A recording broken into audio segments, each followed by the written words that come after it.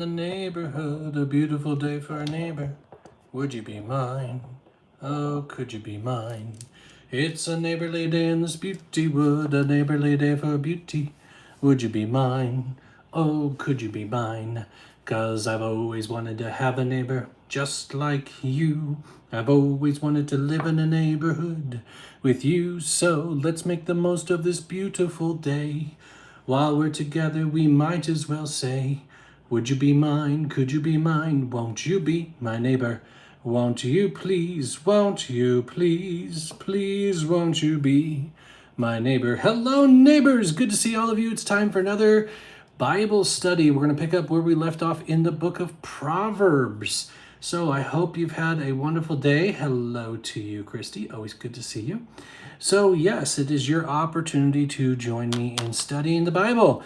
But that being said, there's a few things to talk about first. I'll go through my spiel and then we'll talk about a couple things and then we'll get into it, give people time to join in. So first off, the spiel. Here we go. We are doing a Bible study. I am not Dinks the Puppet. I am his traveling companion. He does the videos. I do the lives. Works out better for both of us. And we are in the book of Proverbs. We will be reading from the English Standard Version, picking up in chapter 17. You're welcome to follow along or grab your own Bible. Now, that being said, first off, I want to give a special thank you to whoever Alexandra Ashley is. Thank you very much. What Alexandra did is she went to my Amazon wish list and bought this. This is the Gospel of John, word for word, actually acted out by real people. This is my favorite Jesus movie ever. Yes, it's better than the Matthew one. Yes. So it's a 3-hour movie. And again, word for word from the Good News Translation. Now, if you have Amazon Prime, if you have the streaming service Prime, this is on there, but it's called The Life of Jesus. Same one, starts kind of slow with a coastline, water's crashing, but same movie as this. Now, the reason why I have this on my wish list, I actually have 2 copies in my cabinet, so I can always give one to someone, but I'm going to start doing giveaways. If you go to my Amazon wish list, you're going to find a couple of very important things, and I'm going to show you what those are. You get to take part in the ministry. So let me show you. This is not going to be buying stuff for me. Some stuff in there, sure. Well, ignore that. So here I have no idea how those kitty cups got on there. To be honest, I think those got in the wrong wish list. Ignore those. I do not have, I don't even like Aristocats, let alone something like that. Sorry, that was embarrassing. Anyway, so the Life of Jesus or Gospel of John DVDs, I grabbed as many as I could and I put them on the wish list here because I want to give them away to people. That's my goal. So if you want to partner in the ministry, you can go on to the Amazon wish list through my link tree like I showed you and buy them, and it will get shipped directly to me, and then I can go on a live like tonight and give it away, which is exactly what we're going to do tonight. Okay? Now, you have to stick around because that's going to be at the end. Now, I also have some books that you can buy if you want to help out that part of the ministry. So I have Safely Home, which is my favorite fiction book, but it gives you a kind of a glimpse at the underground church in China. Very eye-opening. I also have Every Man's Battle, which is a book that gives you practical advice on how to fight temptation, specifically lust. Then I also have the ESV Study Bible. Look, it is only $21.45 for the most amazing study Bible I have ever seen. I absolutely love this thing. So if you buy one of these, I will absolutely pay to mail it to whoever gets it. I want to do giveaways for these. So it's up to you. If you want to partner with me on this, that is what my Amazon wish list is going to be devoted to. Then occasionally I might throw some stuff on there for Dinks. I have in the past, and so I probably will. But this is how you can partner with this ministry, and I will pay for the shipping of whoever goes to wherever they may live. Okay? Not those. Sorry about that. All right. So that being said, so yes, we will do this giveaway at the end of the evening. So yes, you have to stick around to the end to be able to get it. But if you want to learn the Gospel of John, this is a great way to do it. Whenever people talk about the Gospel of John, I literally can picture this movie in my mind. Now, it's not the best translation, but it's a very understandable translation. All right? So, that being said, woo, boy, I keep knocking you guys around. I'm sorry about that. All right, let's get to it, shall we? Now, of course, you get to vote on which color you want to start with. We have red, blue, and purple. Take your pick right now in the comments. Vote. What would you like to see? Which one would you like to start with? We'll cycle through, but what do you want to start with? I've got purple, 2 purple votes. I got a red vote already. Oh my goodness, it's going. Woo! Even YouTube is going. Good job. Let's go. A lot of purple votes on TikTok, guys. Instagram is coming in with purples and reds. Boy, nobody wants blue. Oh, there's a blue. Roxy, you're all by yourself. Oh, there's a couple more blues. Okay, all right. All right, looks like purple is the heavy winner. So we'll go purple, red, and then blue. That seems to be the order of the winners, and then, of course, we'll cycle through.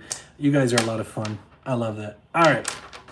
So, the spiel one more time before we get started. We are doing a Bible study. I am not Dinks the Puppet. I am his traveling companion. He does the videos. I do the lives. Works out better for both of us. We're in Proverbs chapter 17, reading from the English Standard Version. You're welcome to follow along or grab your own Bible. Here we go. All right, now, there's a few things I have to tell you to remind you as we go through, and some things I'll remind you as we come across it, but 2 things I can tell you about right now. So first off is this word right here, Lord, capital L and all capitals O-R-D. It's lowercase than the first L, but it's all capital letters, right? So what does this replace? In the comments, tell me. Let's see who gets that first. I always feel bad for Instagram because their comments are delayed for me. So if they win, they really win. Doesn't replace God. Nope. Good try. Yahweh, I am that I am. Yes, correct. That's what it replaces. So anytime you see capital O-R-D in the word Lord, it is literally God's name. I am that I am. Yahweh, Y-H-W-H, whatever you want to call it. The Tetragrammaton, okay? So, that's weird. So not sure why that restricted. Hold on a second.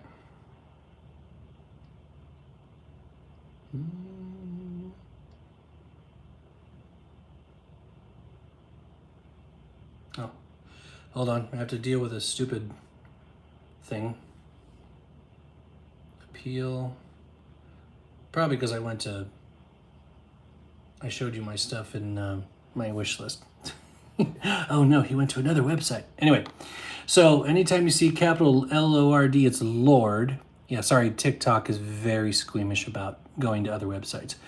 For whatever reason, Instagram and YouTube don't care. Anyway, so this is actually based off a tradition that would have been absolutely around in Jesus' time. When they would read scripture, it was read aloud to the people. Not everybody had a copy of their own scriptures. You would go to synagogue to hear the scriptures read to you. And when they came to the name Yahweh, out of reverence for him, they would call out the word Adonai, which literally means Lord. But it was understood that the Lord's name was there. So out of that same tradition and reverence for the Lord, the translators do still use Lord, but put all capital letters so that you know that's his literal name being right there.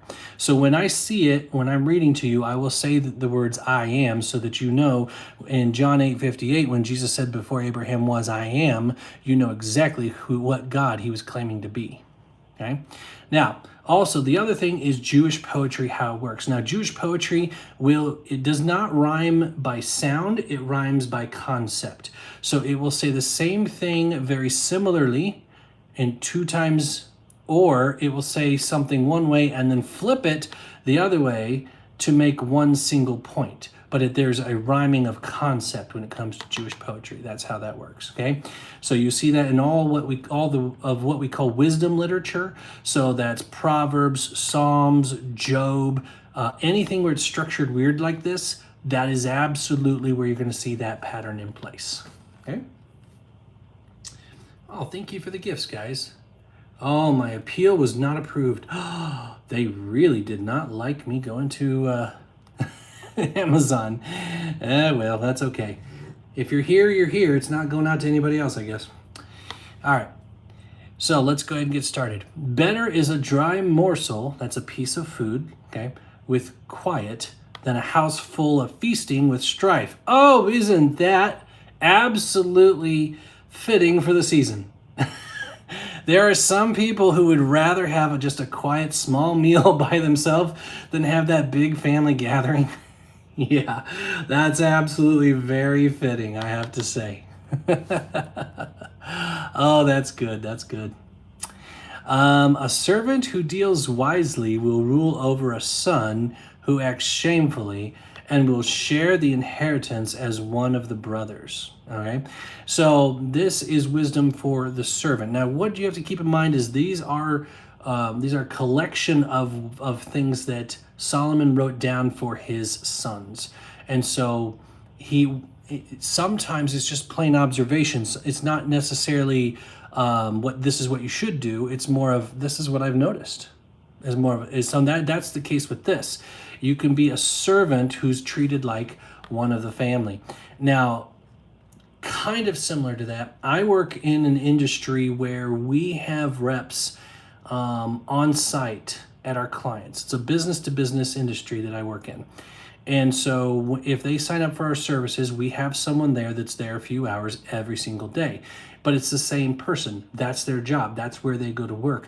And so they are there for a few hours. They get to be like part of the family. And so a lot of our employees get gifts and coupons and things, all the things that their normal employees get because they feel like they're part of that group. So I absolutely could see that happening. Yes. The crucible is for silver, and the furnace is for gold, and the Lord tests the hearts. Now, if you're not sure what a crucible is, let me go ahead and pull up a picture. Let's see here. Well, let's just do a new one. They didn't like Amazon, so I'll just pretend I didn't go there. All right. Crucible for silver. Let's go to images. Sorry, I keep bumping you there. So this is a crucible, okay? I'm sure you've seen these little smelting pots. You see it in Lord of the Rings. I think you see it in, what's it called? Game of Thrones, if you watched that. I know that they melt down swords or something like that in there. So it's basically just a pot that you can melt metal in. That's what the crucible is. So what he's saying here is, oops, that was not meant to happen. Weird. Anyway, so he's saying that there's a place where silver is refined. There's a place where gold is refined. You are refined by the I Am. You are refined by the Lord. You are refined by God. Your heart is. It's a beautiful picture right there. And this fits very well. I guarantee Paul was thinking about this when he wrote the passage in 1 Corinthians where he says that some of our works are of precious stones and gems, and some are of wood, hay, and stubble, and your work will be tested and you will survive as though won by fire. What he's talking about is at the end of all things, everything gets burned up, and the only thing that are left are the good things you've done for the Lord.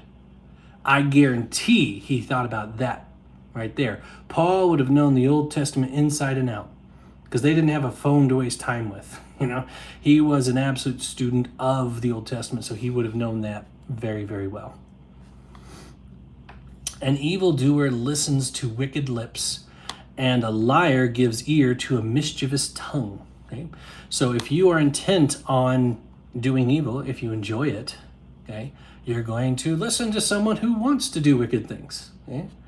And if you're a liar, you're going to listen to someone who has some mischievous ideas in place. Whoever mocks the poor insults his maker, and he who is glad at calamity will not go unpunished. Now, keep in mind, this is general concepts. This does not mean it has to be true all the time in every situation. No, it's general. In general, this is true. So he's saying if you mock the poor, you mock the poor person's maker. You're mocking God. Why? Because God allowed them to be poor. So if you mock that poor person, you are saying God is stupid. God did bad things because God's the one that put them in that position. Now, I'm not saying that every poor person, is just a victim of circumstance. There's a lot of people who just make bad decisions because they did stupid things. There's plenty of that in here too. But he's talking about in general, okay? A lot of people are poor just by bad things that happen to them of nothing that they could control. And you go around mocking them, you're mocking God. Remember that, okay? Now, he who is glad at calamity will not go unpunished. I can't tell you how sickening it is, how eager these media groups are for some kind of calamity. I remember about 5 or 6 years ago, I think, there was a tsunami, not this one recently, but before, and they were concerned that there was going to be a tidal wave headed to Hawaii. So what did they do? All the news agencies went out to Hawaii, and they were all waiting for the water to come in, and all it did was discolor the water. I guess they got a free trip to Hawaii, good for them. But they were so bloodthirsty. They really wanted to catch the carnage, type of thing. It's really disgusting, I just don't understand our desire to see destruction and death. I don't get it. I really don't. It's cool to see a big fireball, but that's not people being hurt. That's not people's lives being destroyed, I like Mythbusters as much as anybody else. Watching the cement truck, blow up was pretty cool, but that didn't hurt anyone. That's the point, All right. Oh, here we go. Some of you will relate to this. Grandchildren are the crown of the aged. Are you aged? And the glory of children is their fathers. Okay, so this is the opposite poetry is what this is. One thing one way, one thing the other way, to make a point that there's something beautiful in the overall family design. So grandchildren are the crown of the aged. If you are a grandparent who's given and given and given into the kids, they are your achievement. They are the thing that makes you shine. They add on to your life. Like, look, these are the grandkids that I helped. And reverse to that, glory of their children is the fathers. We are a product of our parents, either good or bad. So the idea here is obviously a good father, okay? So the glory of children is where they came from. Kids are only as good as where they came from. That's kind of the idea there, okay? Fine speech is not becoming to a fool. Still less is false speech to a prince. So if a fool is not going to waste his time on fine speech, and a prince should not be involved in false speech, should not be lying. A bribe is like a magic stone in the eyes of the one who gives it. Wherever he turns, he prospers. Interesting. So we have a footnote B here for magic. Let's go see how else that's translated. Could also be precious. So if we read that as precious instead of magic, let's see how that comes out. Oh, there it was. Sorry.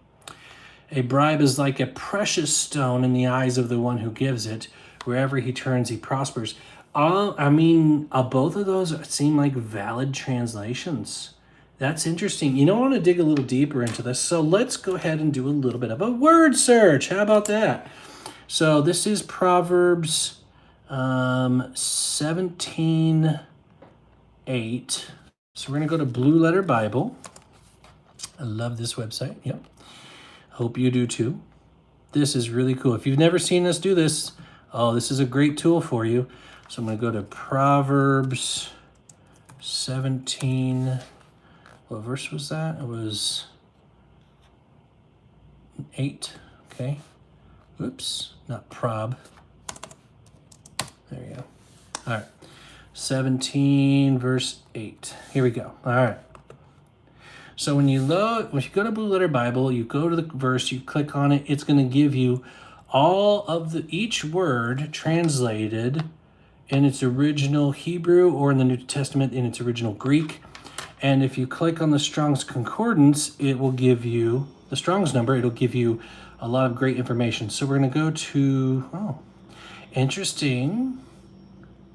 So the NASB translates it as charm. So it's a charm, a magic rock, a precious stone. Fascinating.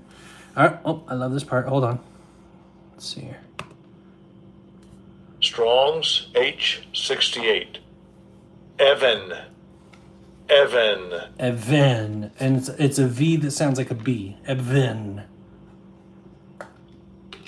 So the literal meaning here, there's different ways that it is translated throughout Scripture.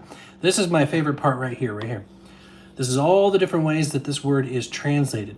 So it's just simply translated as stone or stones 247 times.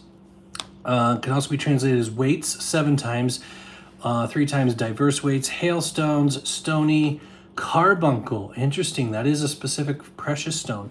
Also used for hailstones, headstone, masons, plummet, and slingstone once. So, interesting. So it just simply means common stone, but it can also be precious stones or stones of fire.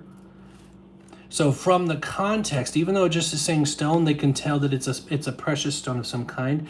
That's where the discrepancy comes in. Okay, that's why different translators are translating a different way, because the context makes it clear it's more than just a regular stone.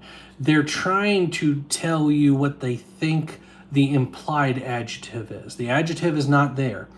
So they're based off of this context. They're saying it's more than just a regular stone. And so they're trying to figure that out. That's what it is.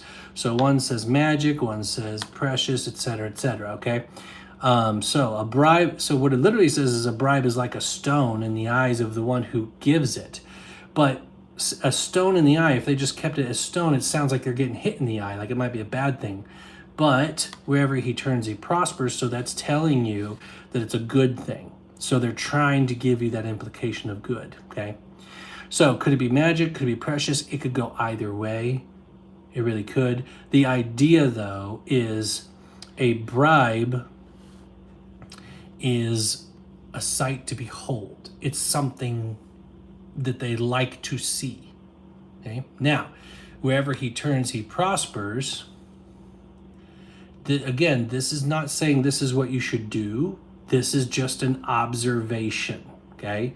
Solomon is notorious for this, especially when you get into Ecclesiastes, because he's a lot more pessimistic by that point.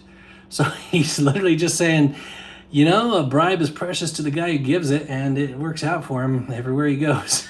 It's pretty much what he's saying. Just a matter of fact is all it is. It's not saying do it. There are some passages that are prescriptive and some that are descriptive. This is simply describing something, not telling you to go do it. All right. Whoever covers an offense seeks love, but he who repeats a matter separates close friends. Now, this is very important. This works for marriage too, guys. For covers an offense, that means you forgive them, okay? Remember, Hebrew is a concrete language. There's no metaphorical, there's no abstract words in their language. So, like, for example, when it says that God is slow to anger, it literally says he has a long nose. That's literally what it says, long of nose. So, you know, if you imagine Pinocchio's mad at you and he's walking towards you, you have a lot of nose before you get to his face.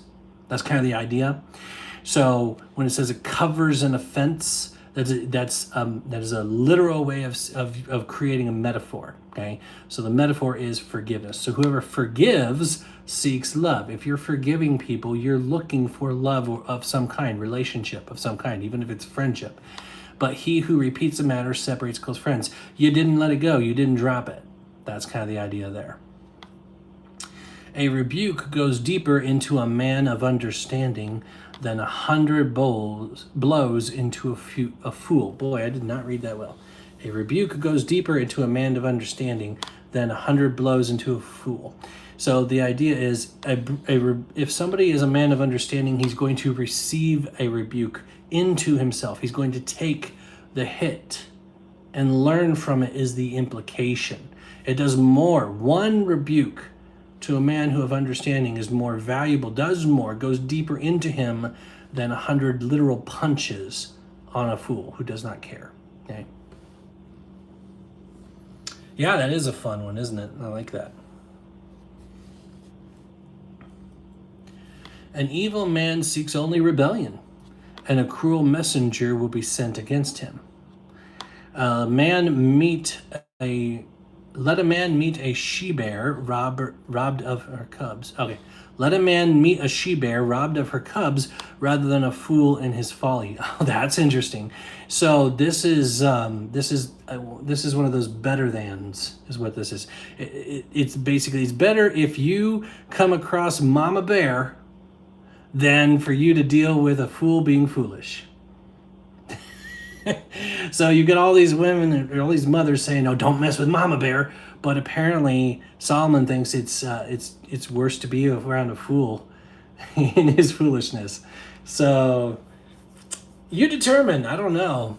There is that saying, "Hell hath no fury like a woman scorned," but that's not this passage right here. He's actually disagreeing with that. All right. But who knows? She might be Mama Bear because the fool was foolish. I don't know. All right, here we go. If anyone returns evil for good, evil will not depart from his house. And this is along the lines of you reap what you sow type of thing. The beginning of strife is like letting out water. So quit before the quarrel breaks out. Okay. So when you're in a strife situation, when you're quarreling with someone, okay, you need to just cut it out before it gets... Why? Because when you start letting water out, it's very difficult to stop it from continuing to go. It's like patching a leak. You gotta be very quick. You gotta plug up all the holes. It takes a lot of work to stop it once it starts going out. So stop it before it gets worse is kind of the idea here, okay? Stopping doesn't mean like don't let them talk. It means come to a resolution. Fix it. He who justifies the wicked and he who condemns the righteous are both alike an abomination to the I am. Now, abomination is a very strong word. God uses it a lot, but it's because he has things that abhor him. The key word of abomination is abhor. It's like, oh, I can't stand that. That's like the worst of things is kind of the idea there, okay? So he who justifies the wicked, he's saying is an abomination, just like someone who condemns the righteous. Just as bad. So if you try to stand up for the wicked, like if there's a false teacher, like, oh, I don't think they're a false teacher because they made me feel good about myself. That's just as bad as saying, oh, I think that pastor is a bad teacher because he says things I don't like. God says that's just as bad. Okay? And yes, you if you do that, you're doing the voices too. You talk like that. That was a perfect, absolute perfect imitation of how you sound when you do that. Sorry. Anyway, why should a fool have money in his hand to buy wisdom when he has no sense? Oh, that would have been in English, that would have been a great place to put CENTS, sense. Just to put the pun in there. Oh, sometimes I love it when the Bible just comes out where you can make a great pun. But it doesn't say that. Anyway, so why should a fool have money in his hand to buy wisdom when he has no sense? So it's like there's no point in him paying someone to give him wisdom if he doesn't have any sense in his head already, if he doesn't understand things. Let's see. A friend loves at all times, and a brother is born for adversity. Woo! So this is one of those where it says a similar thing twice. So he's saying a friend, a true friend, loves at all times. No matter what, there's love. They might be mad at you, but they still love you. That love is still there. A true friend, okay? We throw the word friend around way too often. And a brother is born for adversity. That means he's there to be beside you, to be your partner when you're facing adversity. It's not saying he's craving it. He's saying he's there. He's got your back. Battle buddies type of idea, okay? One who lacks sense gives a pledge, and puts up security in the presence of his neighbor. So a pledge is, think of like going into debt, same thing as put up security. It's like signing loan papers, okay? And the idea here is you're letting your neighbor know your weakness. It's like you're an idiot, if you let everybody know where you're going in debt to.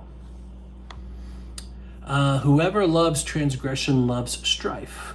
He who makes his door high seeks destruction. Interesting. This I do not know.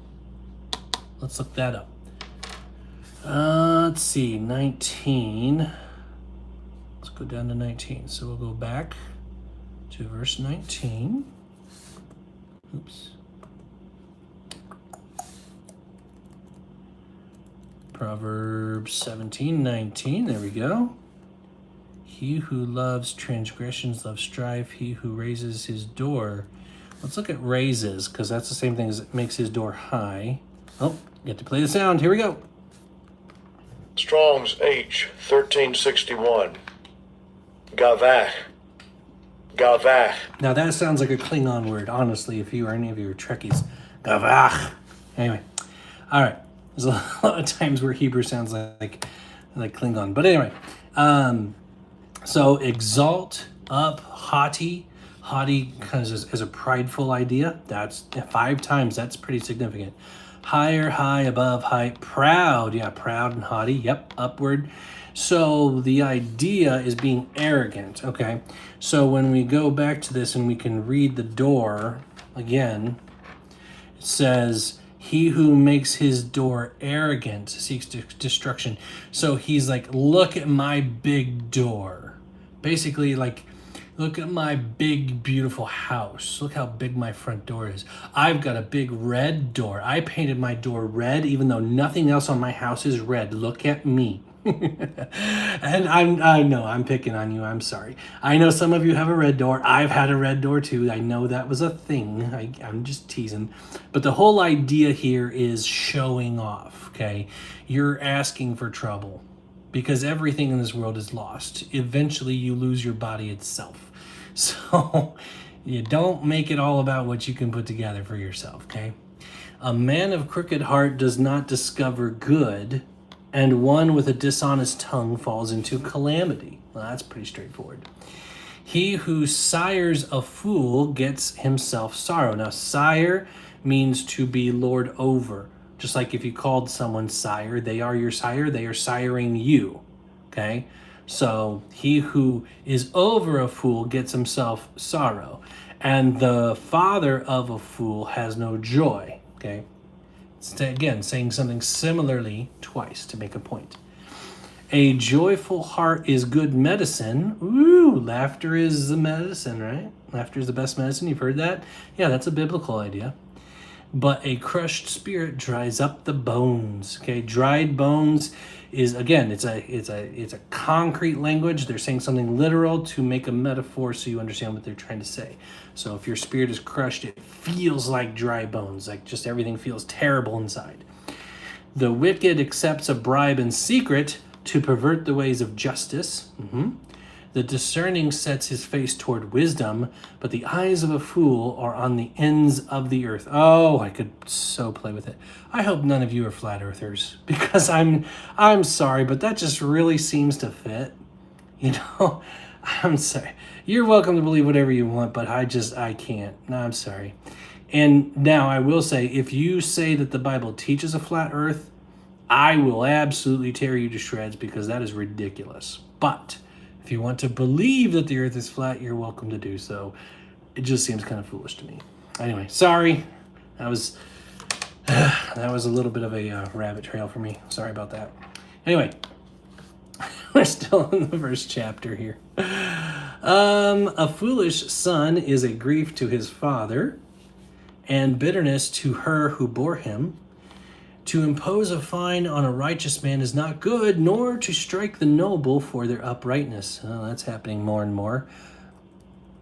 Whoever restrains his words has knowledge, and he who has a cool spirit is a man of understanding. Cool spirit. Hey, cool. Let's see what cool is. That's verse 27. Let's see how the NASB puts it. Cool spirit. Yeah. Oops, go down to who has a, yeah, cool. So that's literal. Strong's H3368. Yakar. Yakar. You gotta roll the R at the end. Yakar. Yakar. All right, anyway, let's see here. Precious, costly, excellent, brightness, clear, fat, reputation, honorable women. Interesting. That's very different than the word cool. Okay, so if we go back to the word, and he who has an honorable spirit is a man of understanding. I'm not sure why they would translate it as cool there. Honestly, I probably would have to go open up a few books to figure that out. But understanding that it's honorable there really kind of helps too. All right. Even a fool who keeps silent is considered wise. When he closes his lips, he is deemed intelligent. You're smarter when you shut up. I love that. That's a great one. I need to put that in the tagline of my email. You're smarter when you shut up. I love that. Mark that verse. That's your verse of the week right there. Spread that around. Oh, that's too good. All right. Any questions on chapter 17 before we move on to the next chapter? Any questions there?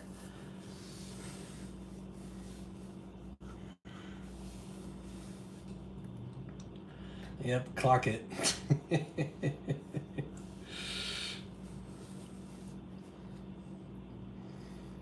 Yeah, giving people a chance to type if they have any questions on chapter 17.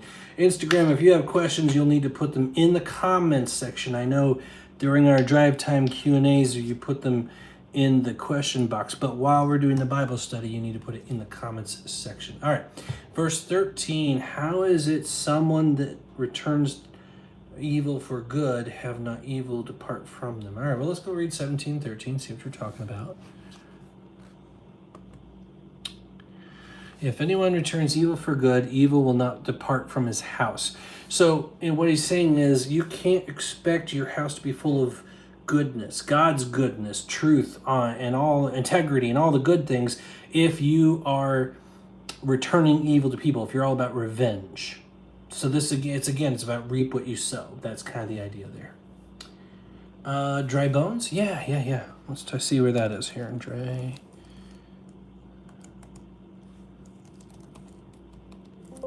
Okay. There it is. Crushed spirit dries up the bones. Yeah, so again, we have to keep in mind that Hebrew is like is a literal language. So when it says like the sky is bold and impressive, it describes it as a solid like bronze dome. When it says God is slow to anger, it says he's long of nose. They have to find concrete ways to say things. And so when it's talking about how a crushed spirit affects your body, that's kind of the idea here, then they have to say in a solid way, and so that's why you see a lot of metaphors in the Bible. And so the idea is this emotion affects the body, this emotion affects the body. That's kind of the idea. So having a joyful heart is going to help your body, but having a spirit that's been crushed, devastated, gone through a terrible thing, you're going to feel terrible inside. It's going to rack you up. You're going to feel, you're literally going to affect your physical body. And again, this is not words to live by. Some of these are just plain observations. That's all they are. Talked about earlier how a bribe actually helps a guy. Okay, that's just an observation. It's not saying you should do that. Okay.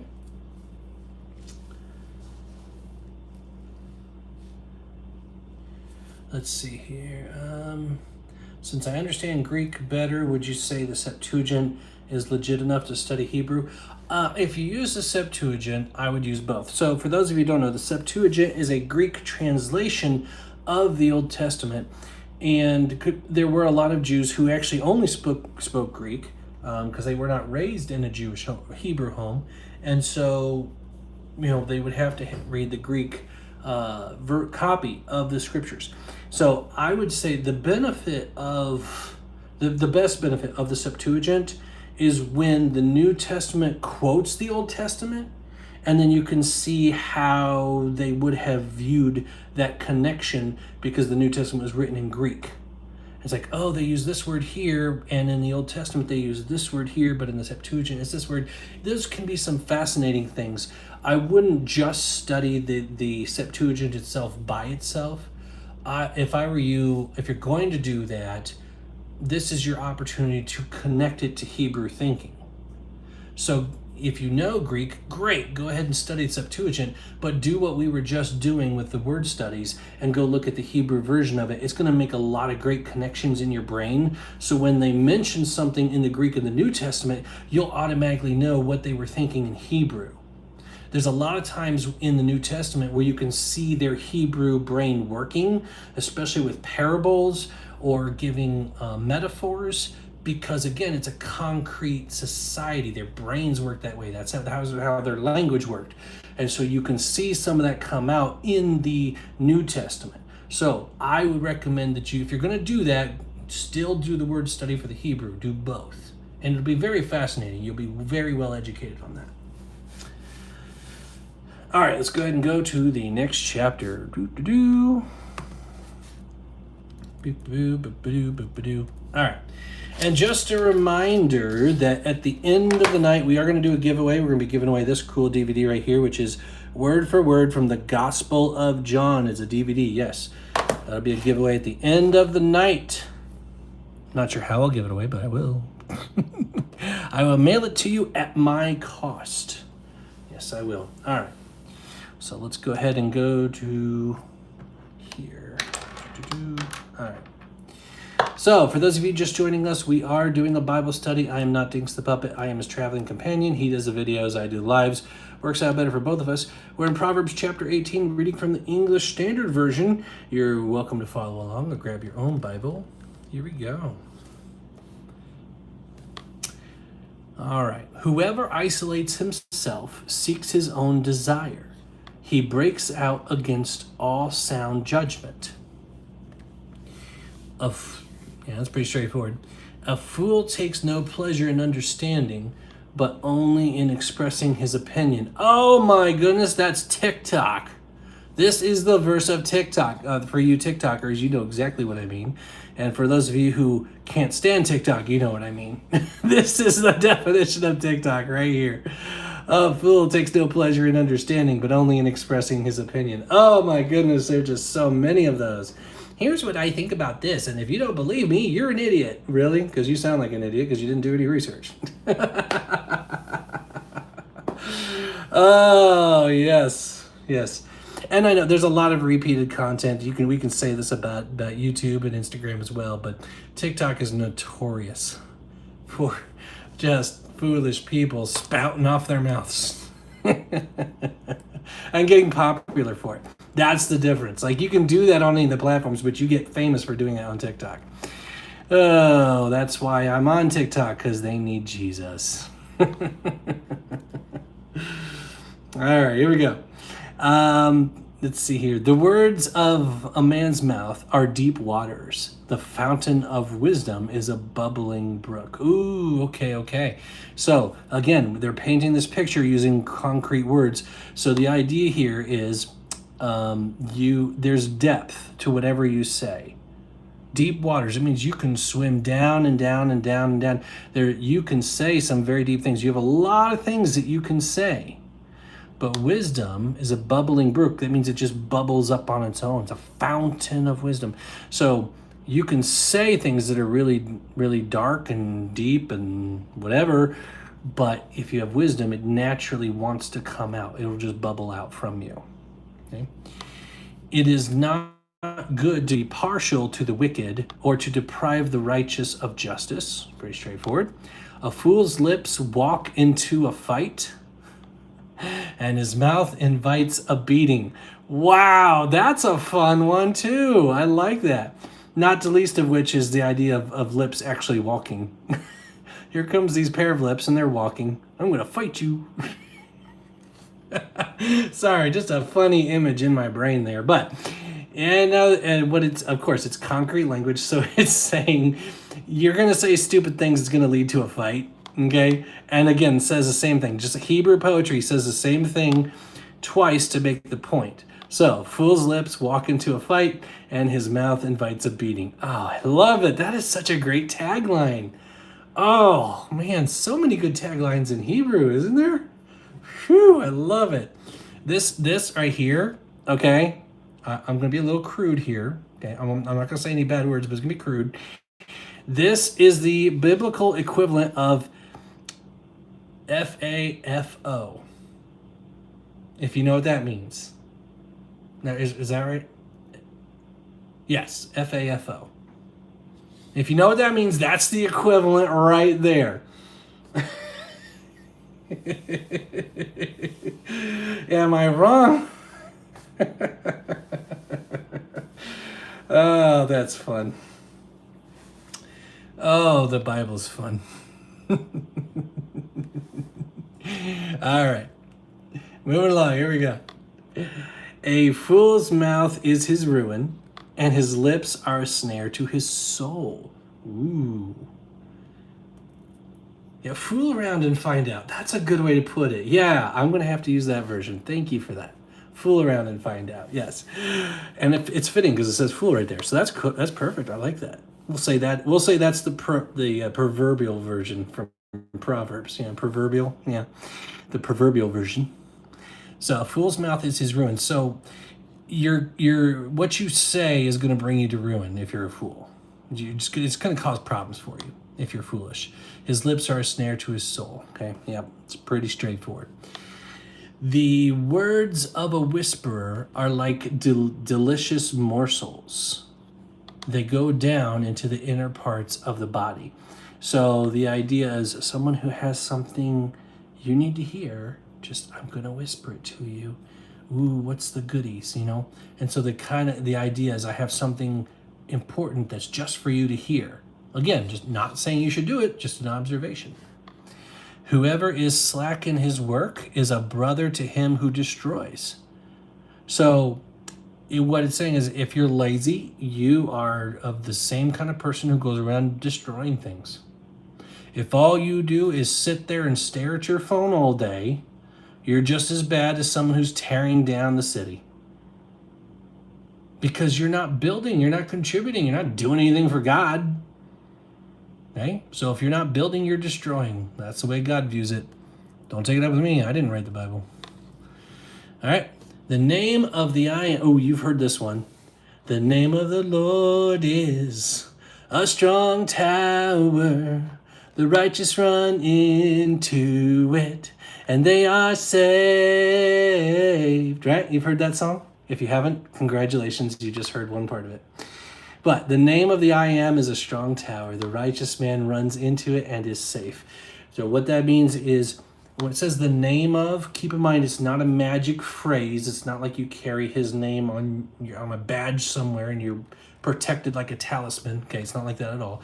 The name of the Lord means taking on his name, being a part of him, identifying with him, trusting him. So being with the I am, being with the Lord, being associated with him. In modern terms, Christian, because you're taking on the name of Christ, who is the I am. So being a Christian, identifying with Christ is the New Testament way to translate that. So identifying with Christ, being one in Christ, is a strong tower. It fortifies your life. You can run into Christ. He will protect you. And I always love looking at the first chapter of Job. Always reminds me of Job because Satan has his eye on Job and it's like, hey, what about Job? And God's like, oh, you're looking at Job? And the whole thing is Satan can't do a thing unless God allows. Even Judas could not betray Jesus until Jesus said, go and do what you must. Yeah. Did you ever think about that? He had to have permission to go betray Jesus. So, you never have to worry about anything that bad happens to you. Remember Romans 8:28. All things work to the good of those who love God and are called according to his purpose.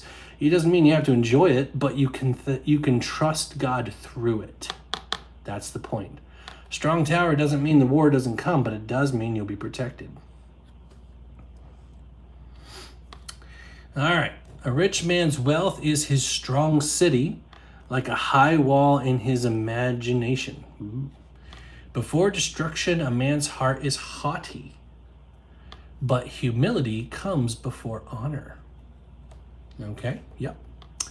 If one gives an answer before he hears, it's in his folly and shame. Oh, I do that to my wife all the time.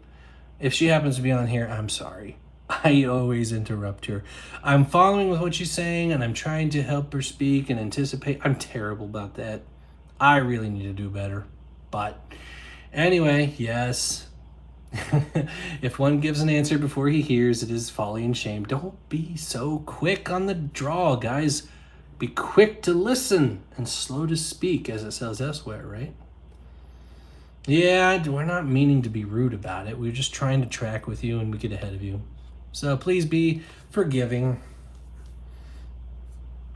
A man's spirit will endure sickness, but a crushed spirit who can bear? So that's the interesting thing is your spirit can endure a physical sickness, but the other way around is worse. So like the idea here is that a crushed spirit is worse than being sick. Your spirit will endure literally being sick, but your spirit not having endured. It is crushed, it is harmed. Your body can't even take that. So the spirit can handle the body, but the body can't handle the spirit. Why? Because your body's what you're in. It is not who you are.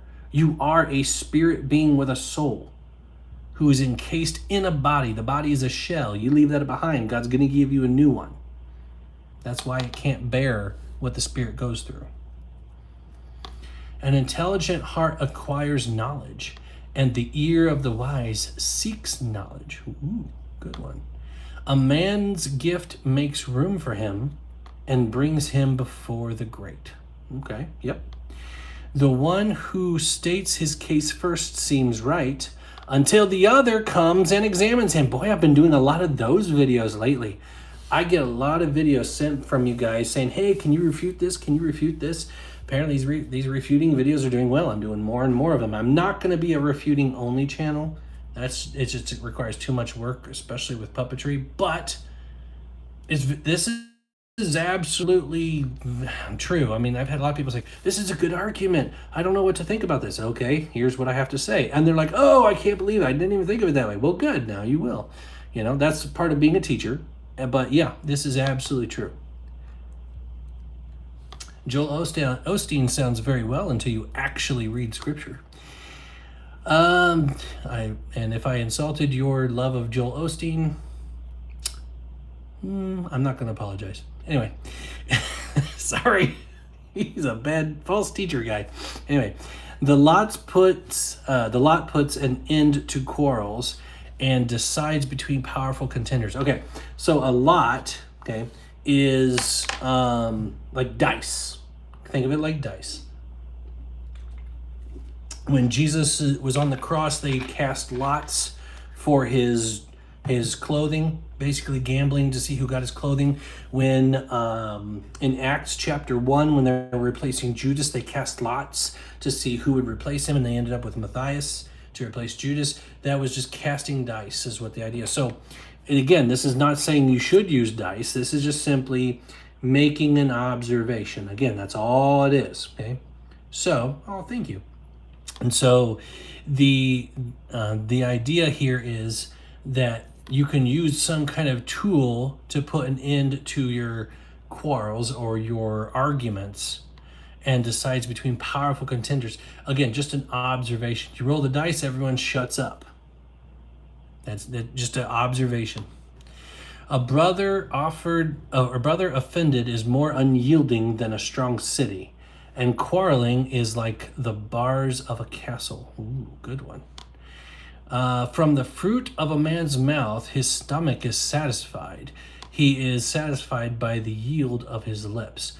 So stomach here, again, is not talking literally about your physical stomach. This would be your inner person here, okay? So what your lips produce, okay? Fruit, okay? And in other words, the good parts of you that come out satisfy the inner parts of who you are. Okay? That's the idea there. Death and life are in the power of the tongue. I'm sure you've heard this. And those who love it will eat its fruits. Now, please, please, please don't use this verse, this half a verse, by the way, to justify manifestation. It's very popular. Christian witches practice this, and they're teaching Christians who don't know better, should know better, but don't know better, to do it. Okay? Just because you speak something does not mean you can manifest it. You are not God. Okay? You cannot speak Ferrari into existence. You can't speak eternal life into existence. You can't speak Twinkie into existence. Twinkie, Twinkie, Twinkie. My Twinkie didn't come. I guess I didn't believe well enough, right? No, that's stupid. That's not what that means. It is a proverb, not a promise. It's a general concept, okay? So the idea is what you speak is an example of who you are, and who you are will determine your path in life. It is literally all it is, okay? Because if this were 100% true, I would have a Twinkie right now, and I don't. Okay, all right. I don't know why I use Twinkie so often, but it's fun. Anyway, he who finds a wife finds a good thing and obtains favor from the I Am. Woo, look at that. Now, favor doesn't mean God likes married people more than unmarried people. No, it just means God blesses your marriage. That's all it is. You get an extra blessing because you have something else to bless. That's all. You're not blessed more as a person. You just have extra blessing because you have something more going on. Okay? So that's all that means. Okay? But finding a wife is a good thing. And apparently Solomon absolutely believed that because he had thousands of wives. He had a lot of good things going. No, definitely not that. Because it says a wife, and his wives were his downfall. So, well, yeah, that's a longer story. The poor uses entreaties or pleasantries. Let me say these fluttering words to you. But the rich answers roughly, or shrewdly, or matter-of-factly. A man of many companions may come to ruin, but there is a friend who sticks closer than a brother. Having that one close friend that's better than a brother is better than having many companions. A bunch of people that you know. Who cares? I want that one friend who's closer than a brother. All right. Any questions on chapter 18? This is fun.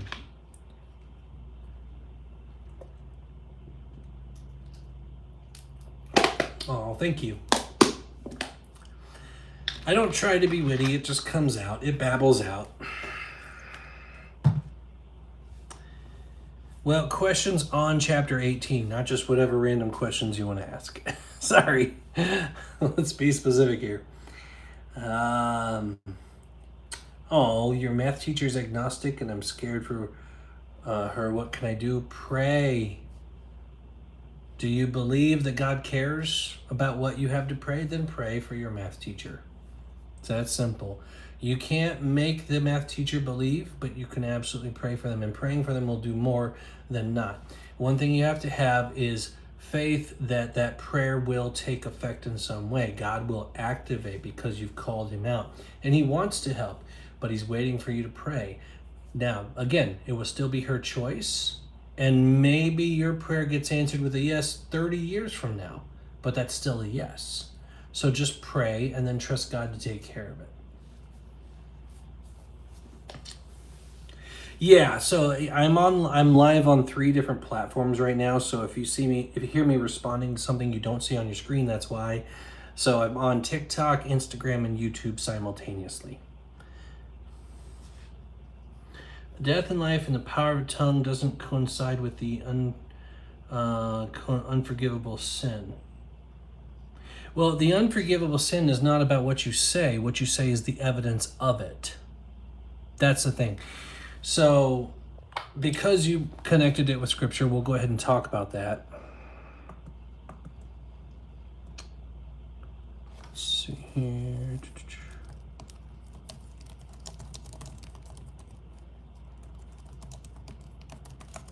It's Luke or Matthew?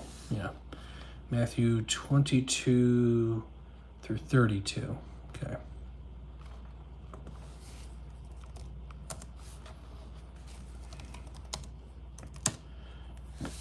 Oh, that wasn't right.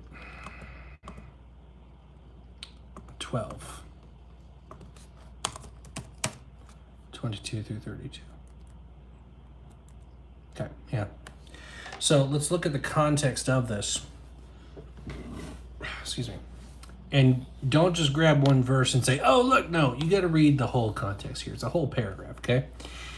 Then a demon-oppressed man who was blind and mute was brought to him, and he healed him. Jesus healed him. So that man spoke and saw. Cool. And all the people were amazed and said, can this be the son of David?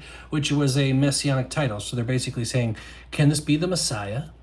But when the Pharisees heard it, they said, it is only by Beelzebul, the prince of demons, that this man casts out demons.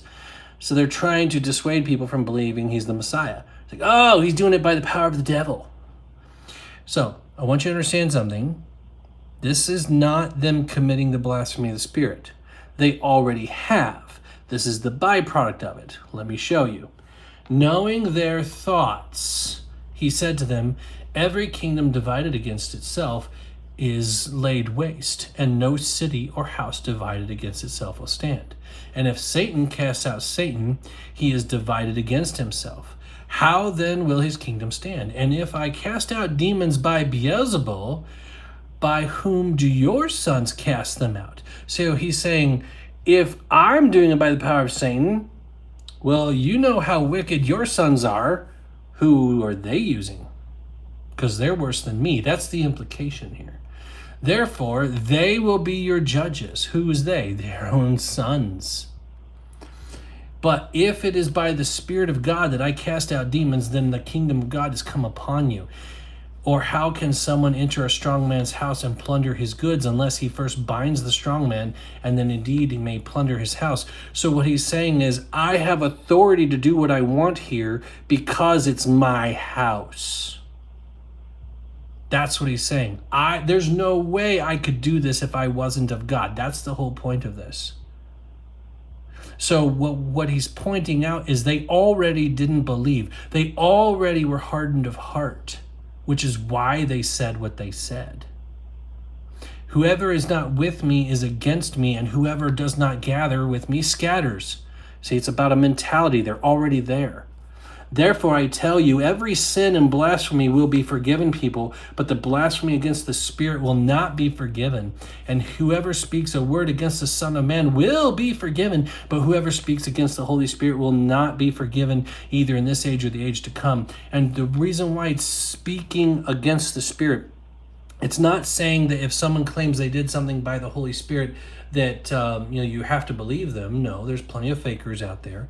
What he's saying is the testimony of the Spirit is the miracles that he did. It's the testimony of who Jesus is. If the kingdom of God is so obvious in your face and you're going to call it a lie, if your heart is that far, you can't be saved, nor would you probably want to be anyway. That's the whole point. That's what the blasphemy of the Spirit is. That's what the unforgivable sin is. So when it says that life and death are in the tongue, the power of life and death are in the tongue, what it's saying is what you say is an evidence of what's already in your heart. Again, it's a concrete language. They can't just say it metaphorically or abstractly. They can say it metaphorically. They can't say it with abstract words. They don't have abstract concepts. So he's saying the evidence of. That's what's babbling out of your mouth. Same thing here. Does that kind of help?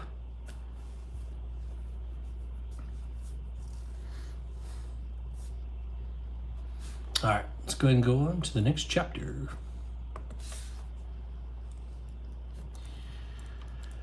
All right, for those of you just joining us on the Blue, we are doing a Bible study. I am not Dinks the Puppet, but I am his traveling companion. He does the videos, I do the lives, works out better for both of us. We're in Proverbs chapter 19, reading from the English Standard Version. You're welcome to follow along or grab your own Bible. And please stick around to the end, because at the end we're giving away this wonderful free copy of the Gospel of John on DVD. It is word for word from the Gospel of John. If you want to see it acted out, done very, very well. Great actors. This is absolutely something you can have free, shipped to you. One lucky person gets that. All right. Here we go. Better is a poor person who walks in his integrity than one who is crooked in speech and is a fool. Yeah, pretty much. Desire without knowledge is not good, and whoever makes haste with his feet misses his way. So it's kind of like running without thinking. Like you're just going to get lost. When a man's folly brings his way to ruin, his heart rages against the I am. Interesting. When a man's folly, your foolishness, brings you to ruin. Oh, they blame God. Oh, that's just absolutely true. Whenever something bad happens, everybody blames God. That's literally what it's saying. God predicted it a long time ago. People haven't changed, have they? Wealth brings many new friends, but a poor man is deserted by his friends. Again, it's not saying you should do that. Some of these are just observations. A false witness will go unpunished, and he who breathes out lies will not escape. Will not go unpunished. Sorry. False witness will not go unpunished, and he who breathes out lies will not escape. Again, a general truth encouraging his sons not to be these things. It's not saying that this is a hard and fast rule that it will always be the case. Many seek favor of a generous man, and everyone is a friend of the man who gives gifts. Well, I'm giving a gift. Are you my friend? Oh, a poor man's brothers hate him. How much more do his friends go far from him? Just an observation. He pursues them with words, but does not have them. Yep. Whoever gets sense whoever gets sense loves his own soul. He who keeps understanding will discover good. Pretty straightforward. A false witness will not go unpunished. He who breathes out lies will perish. In other words, God's going to bring about that justice. It is not fitting for a fool to live in luxury, much less for a slave to rule over princes. Again, observations. Good sense makes one slow to anger, and it is his glory to overlook an offense. It's a wonderful thing for you. You are seen as amazing if you forgive things. A king's wrath is like the growling of a lion, but his favor is like dew on the grass. A foolish son is ruin to his father, yep, and a wife's quarreling is a continually dripping of rain. Wow. Oh my goodness. Okay, so think about this. Have you ever heard water just continually drip on like a metal surface? Ding, ding, ding, ding, ding, ding. That's kind of the idea. Okay, like what do they call it? When nag, yes, nag, nag, nag, nag, nag, nag. That's the idea. He's like, she's always just trying to cause problems. She's always coming after me. She's always quarreling with me. She's always fighting with me. She won't leave me alone. Okay, women, I want you to understand this from the bottom of my heart. I love you, but the thing that a guy values more than anything else in the entire world is peace. That is what a guy in general, this is a general proverb, not everybody, but in general, guys value peace more than anything. I will tell you, I had the best Father's Day ever last year. You want to know why? You want to know what my wife and daughter did for me this past Father's Day? We did nothing. We went nowhere. I got to watch whatever I wanted to watch. My daughter hung out with me in the living room instead of staring at her phone. We got to smile and laugh while I was being entertained. My wife made lunch and dinner. It was wonderful. We all got to be together and just be there. I didn't want to go anywhere. I didn't want a bunch of gifts. I said, don't get me anything. I just want to have a time at home with my family. That's all I want. Women, we are very simple beings. It's not hard to make us happy. It really is not. All right. Anyway, I don't speak for every guy, just the majority. All right, moving on. Here we go. House and wealth are inherited from fathers, but a prudent wife is from the I am. Oh, there's your gift right there, ladies. You think, oh, well, he's speaking so mean of wives. Well, here's a nice one, isn't it? If you are a prudent wife, you are a gift from God. How about that? So he's like, yeah, you get houses and wealth from fathers, from your inheritance. So what? A prudent wife is more than that. A prudent wife is a gift directly from God. That's what he's saying. All right. So now we have to define prudent. Oh, I'm just going to go here. Yeah, sorry. We're in chapter 19. Where was that? 1914. Oops. Proverbs 19. Go down to 14. Let's see prudent, how else that is translated. Okay. House and wealth, fathers, but a prudent.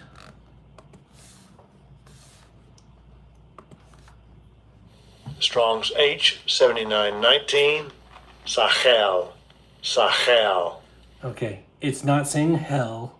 You're not from hell. I promise. That's not what it's saying. Sahal. That was a terrible pronunciation. That's an A-L. Sahal. So you should say it, not Sahel. Anyway, I saw hell. It was my wife. No, that's not what it's saying. Your wife is not seeing hell. No. Sorry. Prudent. Okay, so prudent is also translated as, yes, wise. Understand 12 times, wise 12 times, prosper, wisely, understanding, consider, instruct, prudent only twice, skill, teach, and miscellaneous. There's 7 other ways that it's translated. But the whole point here is, hello Zoe, is, hello Brittany, this is what you're to take from that. If you are an understanding wife, if you have wisdom, okay? This goes right into Proverbs 31, which we're nowhere near. We're only halfway through Proverbs. But that idea is a woman who has wisdom, who is there to bring about understanding and makes it a part of her life. And we just went through several chapters talking about wisdom personified and how valuable wisdom is. And so a woman who embraces that, who embraces wisdom, is a gift from the Lord. That's what he's saying.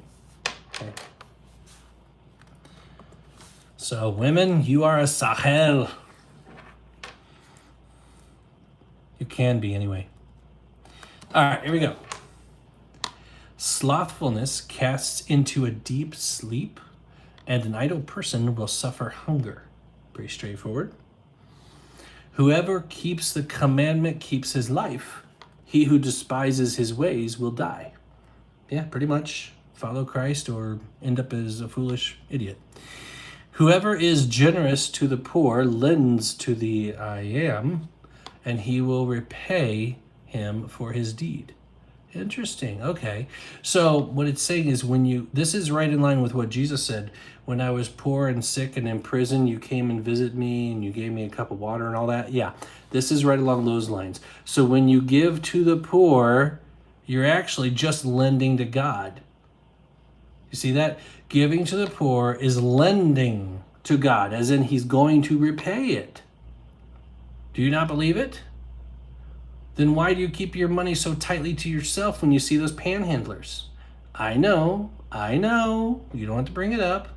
I know there's a lot of fakers out there, but you don't know who the fakers are. You don't know. You have no way of knowing. They all look alike, and there are some genuine ones out there. God didn't say, make sure they're genuine before you give. No, he never said that, ever.